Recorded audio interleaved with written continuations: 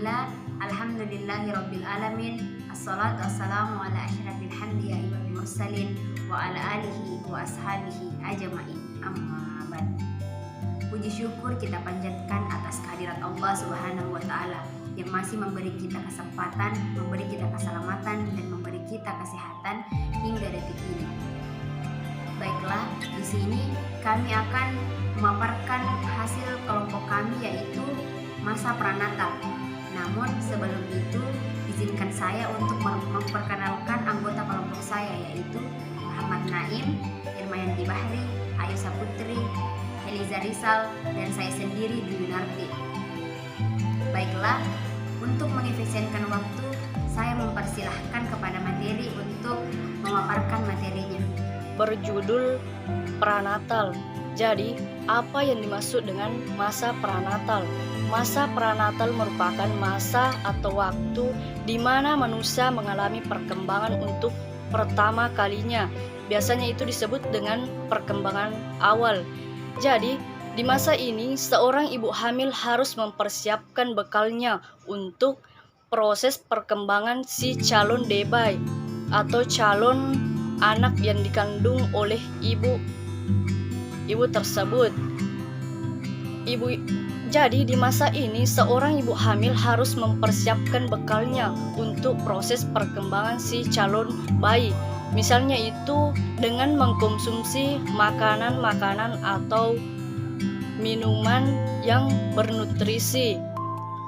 Contohnya itu mereka harus mengkonsumsi sayur-sayuran, buah-buahan, serta ibu hamil juga tidak diperbolehkan stres dalam menghadapi sesuatu. Dikarenakan hal seperti ini sangat berdampak pada si calon bayi yang dikandung. Jadi, di dalam kondisi seperti ini, ibu hamil harus bisa mengontrol emosinya. Jadi, mereka harus mengontrol emosinya agar tidak membahayakan anak yang dikandungnya. Mereka harus mengontrol emosi secara baik. Yang kedua itu perkembangan pranatal. Apa yang dimaksud perkembangan pranatal? Nah, perkembangan pranatal ini adalah perkembangan awal dari manusia yang dimulai dari pembuahan yang terjadi dari pertemuan sel sperma dengan sel telur. Di dalam hal ini ada 3 perkembangan pranatal. Yang pertama itu germinal, yang kedua embrionik, dan yang ketiga fetal. Nah, apa yang dimaksud dengan perkembangan germinal? Perkembangan germinal ini adalah tahapan pertama yang terjadi pada saat pembuahan. Waktunya itu berkisar biasanya itu sampai 2 minggu. Waktu itu sampai 2 minggu. Zigot membelah diri dan menjadi lebih kompleks, kemudian menempel pada dinding-dinding rahim sehingga hal tersebut menjadi awal masa kehamilan seseorang.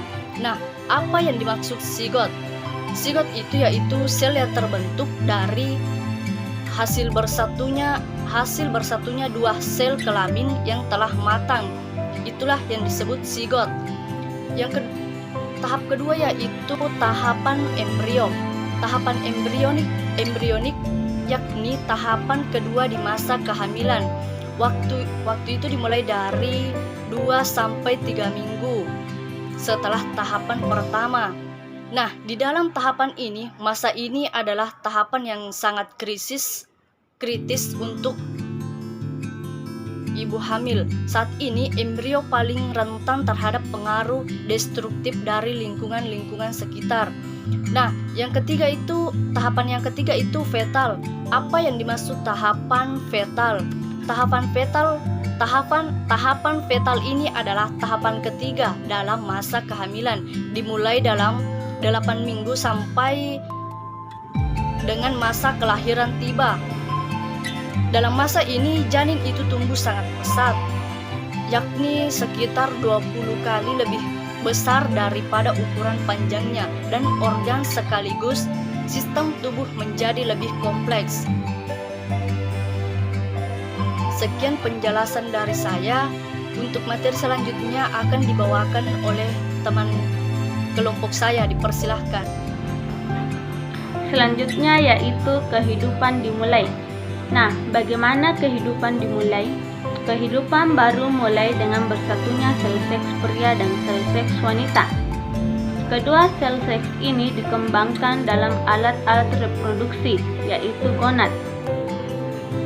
Sel-sel seks pria, spermatozoa, bentuk tunggalnya spermatozoon, diproduksi dalam gonad pria, testes, sedangkan sel-sel seks wanita yaitu telur-telur, tunggal, ovum, jamak, ova, diproduksi dalam gonad wanita yaitu indung telur atau ovarium.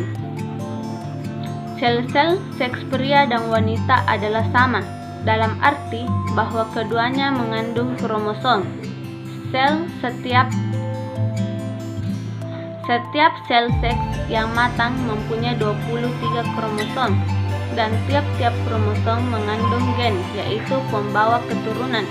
Gen adalah partikel yang ditemukan dalam kombinasi dengan gen-gen lain dalam bentuk menyerupai benang di dalam kromosom.